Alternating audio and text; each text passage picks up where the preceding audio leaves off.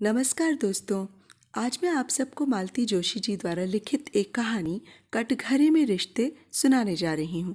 ये एक ऐसी स्त्री की कहानी है जिसे बिना दोष बिना कारण ताउम्र अपने पति और सास की अवहेलना झेलनी पड़ी, पर उसके बच्चे उसे कभी समझ नहीं पाए। दोस्तों, यदि आपको मेरा कथावाचन पसंद आता है तो मेरे इस चैनल को सब्सक्राइब कर लीजिएगा और मेरी कहानियों को लाइक और शेयर। तो आइए सुने कहानी। पंडितों का दल अपनी दान दक्षिणा समेटकर विदा हो गया था। खाने पीने के बाद शेष औपचारिकता निभाकर लोकल मेहमान भी चले गए थे। बरामदे में लगी बिछावन पर अब अपना ही अधिकार था। हम सब लोग यहाँ वहाँ पसर गए थे और अपनी थकान उतार रहे थे। रसोई समेटकर मामी लोग और मौसी बुआ और चाची भी सुस्ताने आ गई थीं। आंगन से बर्तन के रगड़ने की कर्कश आवाज आ रही थी जो सबके आराम में खलल डाल रही थी, पर उसे झेलना तो मजबूरी थी। इतने सारे लोगों का खाना था, बर्तन तो निकलने ही थे। तिस पर भी चाचा और बुआ 10 बार सुना चुके थे कि तिरही की इतनी छोटी पंगत वे पहली बार देख रहे हैं, मानो पंगत के आकार से ही मरने वाले की महानता आकी जाती हो।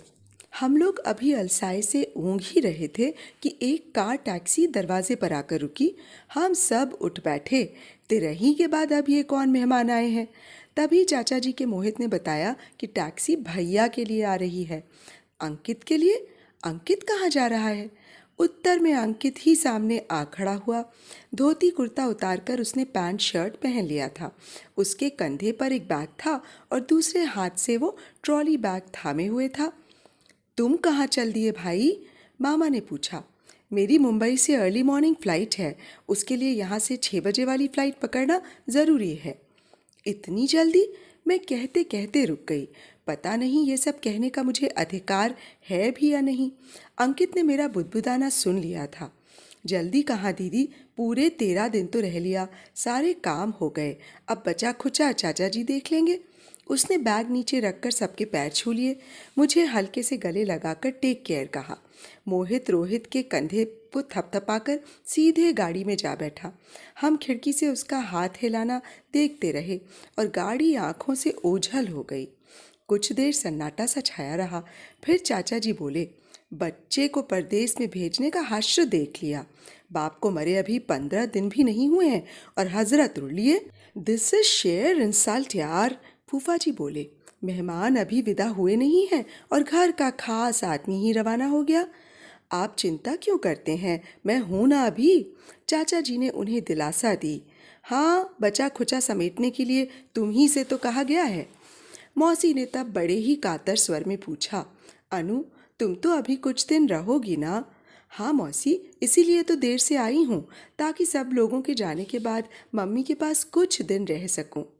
अब उन लोगों को मैं कैसे बताती कि मेरा तो आने का कोई इरादा ही नहीं था। मुझे तो सास ने और उनके बेटे ने ठेल कर भेजा है। माँ जी का कहना था कि आखिर को तो वो तुम्हारे पिता थे। ऐसे समय में मान अपमान सब भूल जाना चाहिए। सुबोध ने कहा, जब अंकित ने खुद फोन करके सूचना दी है तो इसका मतलब है कि वे लोग तुम्हें एक्सपेक्ट कर रहे हैं। बड़ी मुश्किल से मैं आने के लिए राजी हुई थी, पर सुबोध को साथ चलने के लिए साफ मना कर दिया। कहा कि वे लोग मेरे हैं, अपमान करते तो सह लूंगी, पर यदि तुम्हारा अपमान हुआ तो वो मेरे लिए मरण प्राय होगा। फिर मैं अकेली ही आई थी। यहाँ सबको बहाना बना दिया कि सासू माँ बहुत बूढ़ी हैं और बच्चों के स्कूल चल रहे हैं, इसलिए दोनों एक साथ घर नहीं छोड़ सकते। रात को सोने की तैयारी कर रही थी कि बुआ मेरे पास आ बैठी। अनु, एक बात कहनी थी। हम लोग कल सुबह निकल रहे हैं। हम लोग तो खैर हाथ हिलाते ही जा रहे हैं, पर तुम खाली हाथ मत जाना। अपने पैसों से ही सही अपने लिए एक साड़ी और जमाई बाबू के लिए शर्ट खरीद लेना। क्या? बहन बेटी ऐसे मौक़ों पर खाली हाथ विदा नहीं होती। खैर, मेरे यहाँ तो कोई पूछने वाला है नहीं, पर तेरे यहाँ तो सासू बैठी हैं न रे। अपने पीहर की लाज अपने को ही ढकनी होती है।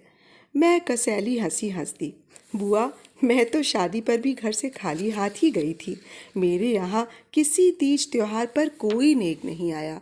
मेरे बच्चों के जन्म पर भी कोई शगुन नहीं भेजा गया, तो अब इस मौके पर कोई क्या उम्मीद करेगा। उल्टे कुछ ले जाऊंगी तो उन्हें आश्चर्य ही होगा। उन लोगों के जाने के बाद मैंने मम्मी से अकेले में पूछा, क्या हमारे यहाँ ऐसे मौक़ों पर भी कुछ लेन देन होता है? बुआ कुछ उम्मीद लगाए थी। मम्मी एकदम तुनक गईं। उस चुड़ैल को तो मैं कानी कौड़ी न दूं। जिंदगी भर लगाई बुझाई करती रही है। माँ बेटी दोनों कान भरने में उस्ताद रही हैं। हम दोनों में लड़ाई करवाकर मज़े लेती रही हैं दोनों। उनसे कहो जो कुछ लेना हो अम्मा के पास, अपने भैया के पास ऊपर जाकर ले लेना। बड़ी मुश्किल से मैंने मम्मी को शांत किया और विषय बदल दिया। मुझे मालूम था सद्य विधवा का करुण चोला वो बहुत दिन तक ओढ़ नहीं पाएंगी, शीघ्र ही अपने फॉर्म में लौटेंगी। पर कम से कम जब तक घर में मेहमान हैं तब तक तो शांत बनी रहें। वैसे मम्मी का तुनकना गलत नहीं था। पापा कभी भी अच्छे पिता या अच्छे पति नहीं बन सके, पर बेटे वो बड़े फरमाबरदार, एकदम श्रवण कुमार, माँ की एक बात भी खाली नहीं जाने देते थे। दादी को हमेशा ये मलाल रहा कि उनके सुदर्शन बेटे को अनुरूप पत्नी नहीं मिली। ये बात न वे भूलती थी न बेटे को भूलने देती थी। यही एक मुद्दा था जिसे वे हथियार की तरह इस्तेमाल करती। इस बात पर मम्मी को कभी भी अपमानित किया जा सकता था। पापा भी कम नहीं थे। अपनी एमए पीएचडी पत्नी को जब तब मानसिक रूप से और कभी कभी शारीरिक रूप से भी प्रताड़ित करने में ही अपने पौरुष की सार्थकता समझते थे। मम्मी का असहाय गुस्सा तब बच्चों पर उतरता था। दादी इस मौके को भी भुना लेती थीं, बच्चों को झट से अपने आंचल में छुपा लेती और माँ के लिए मन में जहर भर देती। बुआ जब भी आती दादी का जोर दोगुना हो जाता। घर हमेशा एक शीत युद्ध के साये में थरथराता रहता। घर के इस विपरीत और कलहपूर्ण वातावरण के कारण मैं अपने स्नेह का आलंबन बाहर ही खोजती रही। स्कूल में मेरी ढेर सारी सहेलियां थीं, पर उन्हें घर लाने का साहस मैं कभी नहीं कर पाई। मैं खुद ही घर से भागी भागी फिरती और सबकी डांट खाती थी। तब भी वो व्यक्ति हीन बोध से ग्रस्त रहता, मेरे चरित्र के प्रति सशंकित रहता, आने जाने वालों को संदेह की दृष्टि से देखता और हर जगह मेरी जासूसी करता। और माता श्री भी मेरे खिलाफ सबूत जुटाने में कोई कसर नहीं छोड़ती। कॉलेज पहुंचने तक मेरी वृत्ति में थोड़ा ठहराव आ गया था, थोड़ी बहुत अकल भी आ गई थी। दादी की कारगुजारियों का रहस्य भी समझ में आने लगा था, पर तब तक बहुत देर हो चुकी थी।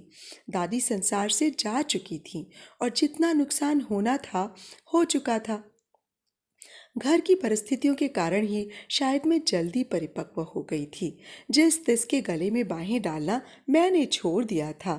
इसीलिए शायद मैं सुबोध जैसा सुपात्र अपने लिए खोज पाई, पर उसे भी घर लाने की, मम्मी पापा से मिलवाने की मेरी हिम्मत नहीं पड़ी। अपने दुर्दांत पिता की संभावित प्रतिक्रिया से मैं डरी डरी सी रहती। मेरी लाख कोशिशों के बावजूद ये बात दबी ढकी नहीं रह सकी। घर वालों को भनक पड़ ही गई। पापा के सामने मेरी पेशी हुई और काफ़ी लानत मलानत की गई। अक्सर ऐसे अवसरों पर माँ एक सहारा, एक आश्वस्ति बनकर साथ में खड़ी होती हैं, पर मम्मी के साथ तो इस तरह का रिश्ता कभी रहा ही नहीं। समझ गई कि शादी के लिए घर से स्वीकृति मिलना लगभग असंभव है। घर से भागकर शादी करने के सिवाय कोई चारा नहीं था। पापा बहुत तिल मिलाए, उन्होंने बड़े हाथ पैर पटके, पर मैं बालिग थी, वे कुछ कर नहीं सके। तब की गई अब लौटी हूँ, 12 साल बाद, वो भी पापा की तिरही में।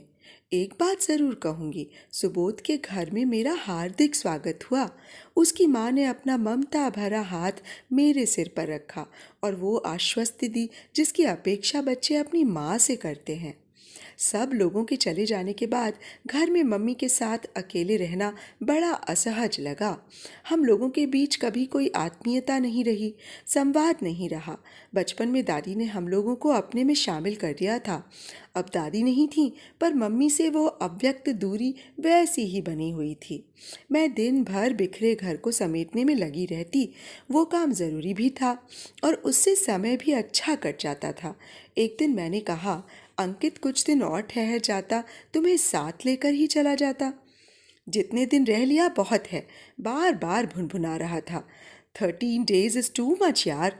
क्या इस कार्यक्रम का कोई शॉर्टकट नहीं हो सकता? मैंने कह दिया, बेटा जब मेरे समय आओगे ना तब 4 दिन में ही सब निपटा कर लौट जाना, किसी को बुलाने की भी ज़रूरत नहीं है। मुझे इतनी कोफ्त हुई, अभी एक की मृत्यु से तो उबरे नहीं है, ये अपनी लेकर बैठ गईं। तनिक खींच कर ही मैंने कहा, तब की तब देखी जाएगी, अभी से उसकी चिंता करने की ज़रूरत नहीं है। मैं ये जानना चाहती हूँ कि तुम्हें लेने वो फिर से आएगा या टिकट भेजेगा। मेरे आने जाने के संबंध में तो कोई बात ही नहीं हुई। हाँ, घर के लिए ज़रूर कह रहा था कि अब इतने बड़े घर का क्या करोगी, इसे बेचकर छोटा सा फ्लैट ले लो और पैसा फिक्स में डाल दो। ये सब बाद में भी सोचा जा सकता था, इतनी जल्दी क्या थी? ये उसका अपना दिमाग थोड़े ही है, वहाँ से प्रॉम्प्टिंग हो रही थी। सोचा होगा पैसा फिक्स में रहेगा तो बाद में अपने ही काम आएगा। मम्मी तो साथ ले जाने से रही। फिर क्या? मैंने साफ कह दिया कि ये घर मेरे खून पसीने और आंसुओं की कमाई है। मेरे जीते जी इससे कोई हाथ नहीं लगाएगा। बाद में जो चाहो करना। मैंने कहा, एक आध किराएदार रख लो, साथ रहेगा। किराएदार के लिए अलग से पैसेज कहाँ है? सब यहीं से होकर निकलेंगे। फिर पानी की किल्लत, बिजली का बिल पर किचकिच, बच्चों की चिल्लपों, ये सब अब मुझसे नहीं झेला जाएगा। तो पेइंग गेस्ट रख लो। आजकल कितनी लड़कियां शहर में नौकरी करने के लिए आती हैं, वे फैमिली की तलाश में तो रहती ही हैं। उनके नखरे कौन उठाएगा? मैं अब एकदम शांति से जीना चाहती हूँ। दरअसल मैं चाह रही थी कि मेरे जाने से पहले तुम ठीक से सेटल हो जाओ। मैं बिल्कुल सेटल हूँ, मेरी चिंता मत करो। पहली बार इस घर में खुलकर सांस लेकर जी सकूंगी। वैसे तुम जा कब रही हो? मैंने तारीख बता दी। मोहन ने कहा था अनु चली जाए तो मुझे खबर करना, आकर ले जाऊंगा। चली जाऊंगी, 2-4 दिन उसके पास रह लूंगी। 2-4 दिन क्यों, पूरा 1 महीना रहकर आना। यहाँ घर में कौन तुम्हारी प्रतीक्षा में बैठा है? मेरी नौकरी तो है ना अभी, छुट्टी बढ़ा लो। छुट्टी तो मिल जाएगी, पर मन नहीं होता, संकोच लगता है। इन छोटे भाई बहनों को कभी 4 दिन के लिए भी तो अपने पास नहीं बुलाया, कभी कोई चीज़ उठाकर नहीं दी। लगता था माँ बेटे कहीं उनका अपमान भी ना कर दें। उनका न सही, मेरा तो कर ही सकते थे, करते ही थे। छोटे भाई बहनों के सामने बेइज्जत होने की कल्पना से ही मैं कांप उठती थी। घर तक बात जाती सो अलग। मम्मी एक बात पूछूं? तुम्हारी शादी तो बहुत पुराने ज़माने की बात नहीं है, तब तो देखने दिखाने का रिवाज रहा होगा। फिर ये लोग क्या तुम्हें बिना देखे ही ब्याह लाए थे? बिना देखे क्यों, पूरा कुनबा आया था देखने। पूरे 2 दिनों तक खातिरदारी का लुत्फ उठाया था। फिर तुम्हारे रूप रंग को लेकर इतनी कड़वाहट क्यों थी? लगता था जैसे किसी ने इन्हें ठग लिया हो। ये लोग रीझे थे मेरी नौकरी पर, मेरी डिग्री पर। शायद सास के मन में ये डर भी रहा होगा कि बहू सुंदर हुई तो लड़का हाथ से निकल जाएगा, बहू का हो कर रह जाएगा। इसीलिए उन्होंने इस रिश्ते पर तुरंत मोहर लगा दी। और तुम तो जानती हो पापा कितने आज्ञाकारी पुत्र थे। माँ की आज्ञा को सिर माथे ले लिया और मन से कभी स्वीकार नहीं कर सके। ये तो बिल्कुल सास बहू वाले सीरियल जैसी कहानी है माँ। मैं उस तरह के सीरियल नहीं देखती, पर मैंने उन्हें जिया है 30-32 साल। और तुम्हें क्या लगता है, अगर मैं सुंदर होती तो मेरा प्रारब्ध कुछ और होता? मतलब तब भी ये व्यक्ति हीनता बोध से ग्रस्त रहता, मेरे चरित्र के प्रति सशंकित रहता, आने जाने वालों को संदेह की दृष्टि से देखता और हर जगह मेरी जासूसी करता, और माताश्री भी मेरे खिलाफ सबूत जुटाने में कोई कसर नहीं छोड़ती। कुल मिलाकर इतिहास यही होता। सुनकर सुन्न हो गई थी मैं। जाने का दिन जैसे जैसे पास आ रहा था, मन भारी होता जा रहा था। ये घर जो इतने दिनों से छूटा हुआ था, अब मुझे बांध रहा था। मुझे महसूस हो रहा था कि मैं यहाँ से दूर थी, तब भी यह मेरे अवचेतन में अपनी संपूर्ण सज्जा के साथ उपस्थित था। बच्चों का मोह नहीं होता तो मैं 1-8 महीना और यहाँ रह कर जाती। वैसे भी मैंने मन ही मन तय कर लिया था कि किसी छुट्टी में बच्चों को लेकर यहाँ ज़रूर आऊँगी, उन्हें अपना घर दिखाऊंगी, उनकी नानी से मिलवाऊंगी। इसके लिए मैं किसी निमंत्रण की प्रतीक्षा नहीं करूँगी। दूसरे दिन सुबह निकलना था, इसलिए मैं रात में अपना सूटकेस जमा रही थी। उसी समय मम्मी ने अपने कमरे से मुझे आवाज़ दी। जाकर देखा, पलंग पर साड़ियों का ढेर लेकर वे बैठी थीं। बोली, इनमें से जो तुझे पसंद हो ले लो, क्योंकि मैं तो अब ये सब पहनूंगी नहीं। मेरा मन एकदम चीत्कार कर उठा। लगा कि चीख कर कहूँ कि अब मैं इन साड़ियों का क्या करूँगी। जब मुझे ज़रूरत थी तब तो कभी हाथ नहीं लगाने दिया, उन पर कुंडली मार कर बैठी रही। कॉलेज के फंक्शन पर, फेयरवेल की पार्टियों में, सहेलियों की शादी में मुझे अड़ोस पड़ोस की चाचियों और भाभियों के एहसान लेने पड़ते थे। अब मैं इन साड़ियों का क्या करूँगी? अब तो मेरे पास अपना खूबसूरत कलेक्शन है। सोच ही रही थी कि किन शब्दों में मना करूं कि उन्हें बुरा भी ना लगे। उसी समय मम्मी ने ऐसी एक बात कह दी कि मैं भीतर तक काठ हो आई। बोली, तुम्हारे पापा ने मुझे और तो कोई सुख दिया ही नहीं। एक पहनने ओढ़ने का सुख था, वो भी अब छिन गया। मैंने तुरंत कहा, मम्मी, किस ज़माने की बात कर रही हो तुम? वो साध्वी वाली सफ़ेद पोशाक अब कोई नहीं पहनता। फिर तुम तो जॉब में हो, तुम्हें तो हमेशा प्रेजेंटेबल बन के रहना चाहिए। इसके बाद मैंने उनके उत्तर की प्रतीक्षा नहीं की। साड़ियाँ उठाकर फिर से अलमारी में जमाना शुरू कर दिया। जीवन में शायद पहली बार मैं उनकी अलमारी छू रही थी। उसके भीतर का संसार मेरे लिए अनजाना था और मैं बाल सुलभ जिज्ञासा से उसे देख रही थी। पलंग पर जब 2-3 साड़ियाँ ही रह गईं तो मम्मी ने कहा, क्या तुम एक भी नहीं रखोगी? मुझे लगा उनका स्वर कातर हो आया है, या हो सकता है मेरा भ्रम हो। पर उसके बाद मैंने बाकी साड़ियों को वहीं छोड़ दिया और अलमारी बंद कर दी। सोच लिया इन्हें साथ ले कर जाऊंगी। एकाएक मुझे मम्मी पर ममता हो आई। मैंने कहा, मम्मी, तुम्हें अकेले छोड़कर जाने को दिल नहीं कर रहा। कुछ दिन मेरे पास चलकर रहो ना, अच्छा लगेगा। तुम्हारे पास? वहाँ तुम्हारी सास भी होंगी ना, वे क्या सोचेंगी? कुछ नहीं सोचेंगी, बल्कि उन्हें अच्छा लगेगा।